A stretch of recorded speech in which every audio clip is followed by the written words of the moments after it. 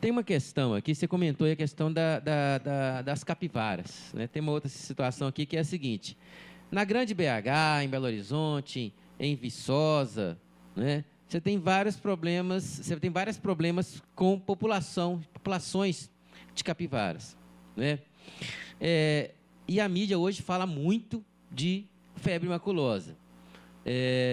E a gente e a mídia, né, às vezes confunde, não é, a questão do papel da capivara, né? Por quê? Nós estamos falando de pragas urbanas, né? Quem que é a praga? É o carrapato? É a capivara? Como é que a gente transfere? Como é que a população hoje... Ou é o homem? Ou é o homem? Muito bem. Como é que a população hoje enxerga essa situação e esse imbróglio? E como que os biólogos podem entrar, né, podem contribuir para essa discussão?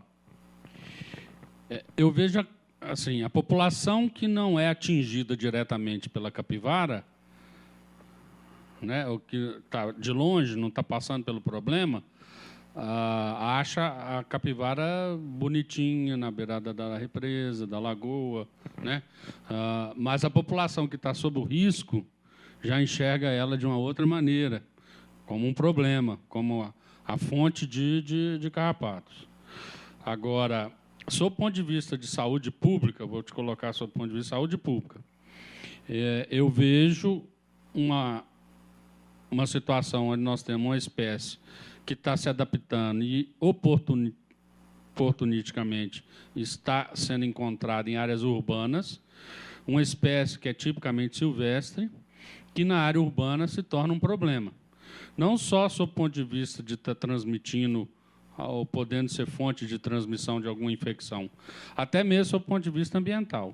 Então, é desequilíbrio, tem desequilíbrio acontecendo, e a busca desse equilíbrio aí é que a gente tem que descobrir onde que vamos encontrar a ferida, qual é o local onde a gente vai estancar essa ferida aí. Agora, sob o ponto de vista de saúde pública, eu acho que, infelizmente, a gente tem que se preocupar. É a mesma coisa de se discutir o problema do cachorro na leishmaniose visceral. Só matar o cachorro resolve? A gente já sabe que não.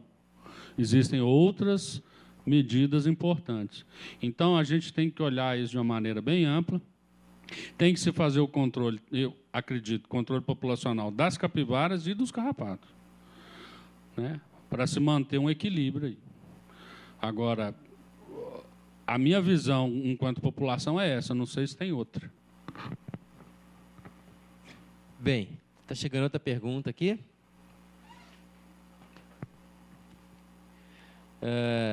Outra contribuição de Goiânia. O CRBio, não é uma contribuição, é uma reclamação. O CRBio está deixando seus profissionais órfãos em relação a essas autuações.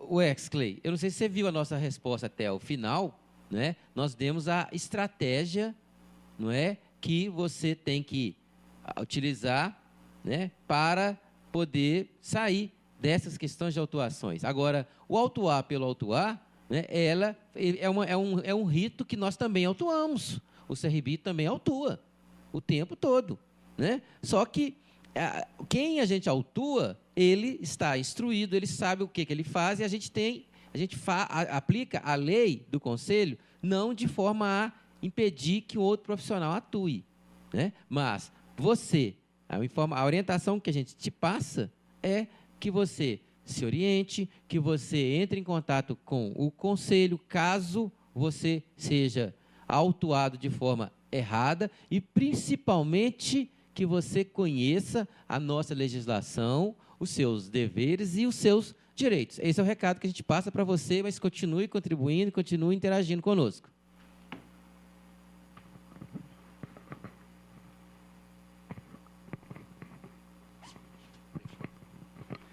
Loyola, boa noite. Para pinguim eu não tenho nenhuma experiência, viu? Tudo bem. Eu queria saber o seguinte: você comentou dessa mudança de imagem do profissional, do controlador, que era associado a uma imagem de uma pessoa suja, do profissional sujo, que mexe lá na sujeira, enfim.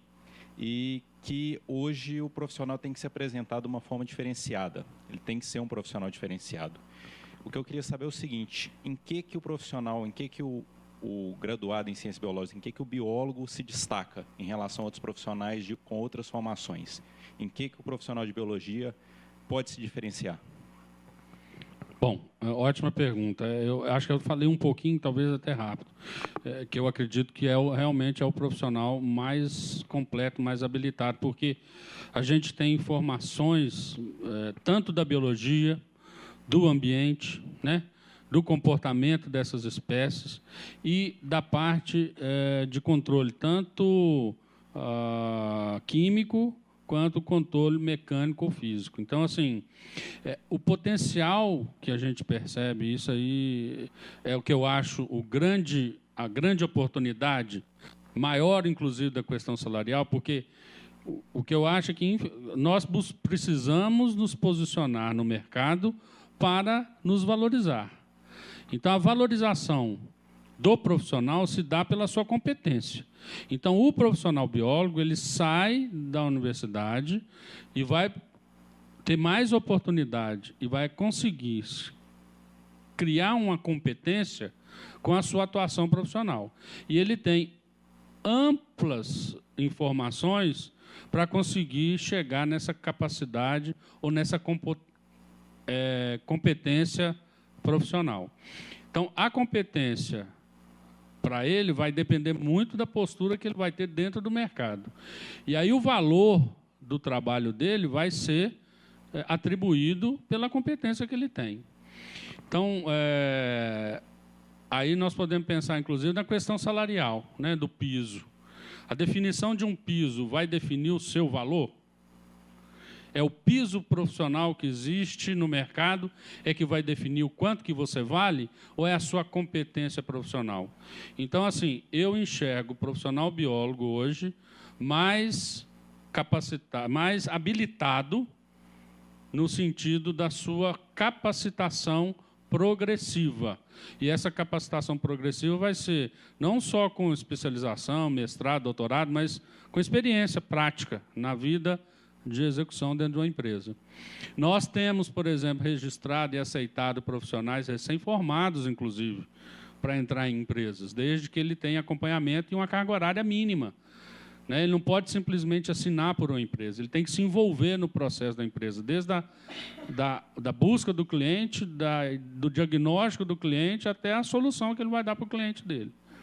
Então, o biólogo ele entra em todas as fases do programa de controle integrado de vetores e pragas, desde a captação do cliente, buscando qual a necessidade, o diagnóstico, até a solução que ele pode implementar. Então, é nesse sentido que eu acho que a gente precisa evoluir e construir um nome no mercado. Tá? O piso ele pode ser, inclusive, um susto para os empresários. Eu já ouvi empresário falar que, a partir do momento que o piso salarial for definido, ele manda os biólogos dele embora. Tem 6, 8 biólogos na empresa, se definir um piso que ele não tem condição de pagar, ele vai mandar embora. Então, assim, tem o lado bom, como o Gladson falou, e o lado ruim da história. O que é importante é você definir e construir a sua capacidade profissional. Porque aí, meu amigo, você coloca o preço que você quiser.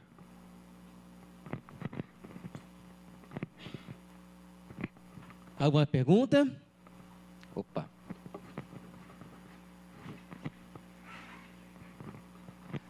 Boa noite, meu nome é Alisson, 6º período de Ciências Biológicas. Na cidade onde eu moro, em Timóteo, está tendo muito caso de leishmaniose. Além do controle do sacrifício de animal, da limpeza da residência que a prefeitura passa para a gente, qual outra ação que eu posso estar realizando para combater diretamente o mosquito?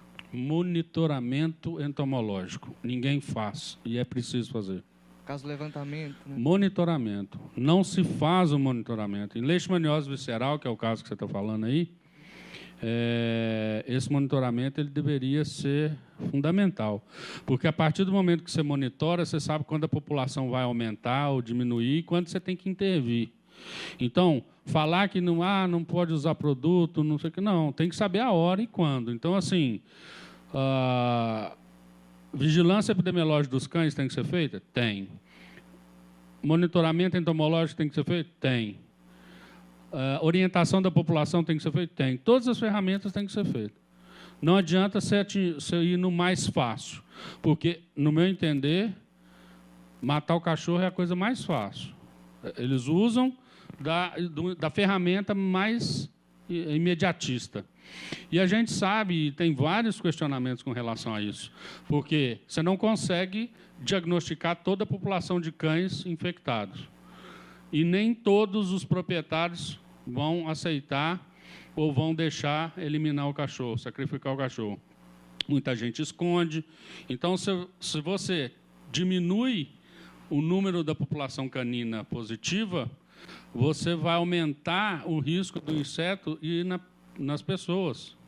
Você está tirando o cão e está dando qual a outra opção de sangue para ele? O humano. Então, tem toda uma discussão aí. Mas uma das coisas fundamentais que a gente não vê é o monitoramento. Para você ter noção, nós estamos com um projeto na Prefeitura Municipal de Poços de Caldas para ser começado, para ser iniciado. Poços não tem leishmaniose e não tem o vetor. Nós temos uma suspeita do porquê que não tem o vetor lá. E agora a gente vai iniciar um trabalho de monitoramento desses insetos lá. Mais detalhadamente, vai ver se realmente não tem um vetor. Mas os cães têm aparecido, principalmente cães positivos que vêm dos municípios limítrofes com Poços de Caldas, vindo de São Paulo. Então, a leishmaniose visceral está rondando, mas Poços não foi detectado o vetor ainda. Poços não, desculpa, Caldas, município vizinho. Em Poços de Caldas nós vamos fazer essa pesquisa agora. Pelo menos a gente está querendo fazer. Bem, nós já estamos caminhando, né, para o final. Eu queria até fazer uma reflexão, queria que você falasse um pouco para a gente sobre uma situação que as cidades hoje vivem, né? Belo Horizonte é uma cidade que hoje ela tem ficus com mosca branca, paineiras e mungubas com besouro metálico, vimos aí pombas, lacraias, né? Dengue, chikungunya, zika, febre maculosa, né? Ou seja, nós temos toda essa condição de pragas que, por trás disso tudo, tem uma situação de desequilíbrio gigantesco que reflete hoje diretamente na saúde, né, e na qualidade de vida da nossa população. Ou seja, a nossa cidade, as cidades hoje, a forma como elas estão instaladas, a forma como elas estão implantadas, a organização das cidades hoje, a gente pode dizer que elas estão doentes, e como é que a gente pode trabalhar para reduzir um pouco as doenças que hoje a gente tem nas cidades? São duas respostas que eu vou te dar. Uma como profissional da saúde pública e outra como profissional do sistema privado de controle, né? Quanto profissional do sistema privado de controle, a gente está rindo à toa, né? Porque as cidades vão crescendo, os problemas vão aumentando e as pragas vão se multiplicando. Tá? Brincadeira, tá, gente? Mas, porque, na verdade, vira um grande desafio para a gente. O grande problema é que, realmente, a gente está caindo num descontrole muito grande da qualidade ambiental. Então, a qualidade ambiental ruim, né? Mas, para nós, ela é ruim, mas ela é favorável a essas adaptações, a essas espécies. Então, assim, mais do que nunca, a gente precisa ter profissionais estudando, por exemplo, todos esses bichinhos que você falou das plantas, eu, por exemplo, deles eu não sei nada, mas tem que ter pessoal da entomologia